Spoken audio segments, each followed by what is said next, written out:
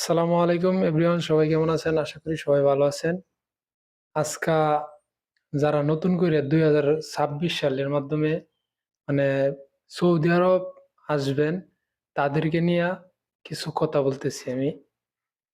যে এই যে আসিফ ভাই, উনি 6 মাস হয়েছে সৌদি আরবে আসছে।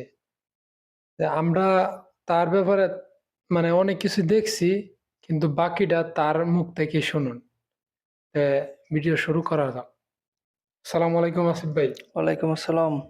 কি অবস্থা ভাই, কেমন আছেন? এই তো আছি আলহামদুলিল্লাহ। এই সৌদি আরব আসছেন, কি অবস্থা?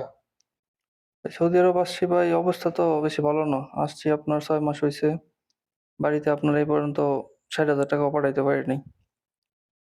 আপনার আমি আসছি আমারে ৩ মাসের আকামা দিয়ে আনছে। আইনা আপনার একটা কোম্পানিতে কাফেলা করে দিছে।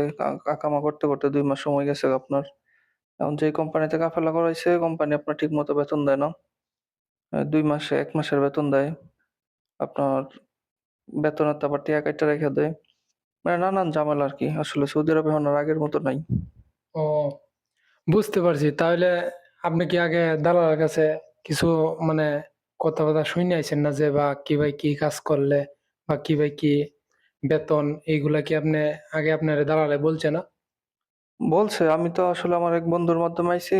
হ্যাঁ, আপনার দেশে থাকতে তো আমারে কইলো যে, "আমি তো মাসে ১.৫ লাখ টাকা ইনকাম করি। তুই যদি আয়োস তাহলে তো তুই মাসে ১ লাখ টাকাও ইনকাম করতে পারবি।" কারণ এইগুলা বলছে আর আমি ওইগুলা শুইনা আসলে কোনো কিছু যাচাই-বাছাই না করে আইসা পড়ছি। এখন আইসা তো দেখি সম্পূর্ণ উল্টাটা। ১ লাখ টাকা তো দূরের কথা, মাসে আমি ৫০,০০০ টাকাও দেশে পাঠাইতে পারি না। ও, তাইলে এখন নতুন যারা 2026 সালে এই সৌদি আরব আসবো, তাদেরকে কিছু নিয়ে আপনি তাদেরকে নিয়ে কিছু আপনি বলেন। আসলে নতুনদের জন্য আমি একটা জিনিসই বলব যে, আপনারা যদি আসেন, আপনারা সবকিছু যাচাই-বাছাই কইরা জাইন্না তারপরে আসবেন। আপনাদের যদি নিজস্ব লোক থাকে তাইলে আসতে পারেন, সমস্যা নেই।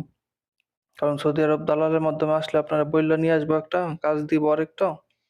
তারপরে বেতন পাইবেন না ঠিকমতো, আকামা পাইবেন না ঠিকমতো, আসলে নানান ধরনের সমস্যায় পড়তে হয়।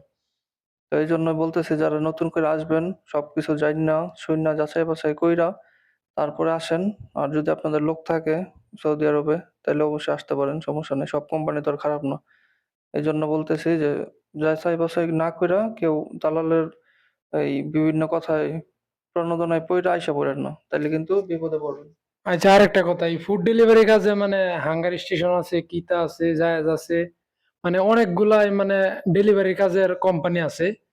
এটি তো ছোট্ট ছোট্ট মহাসাসা কইলা এটি অন্য অন্য কোম্পানি কোন টাকা নেয় আইনে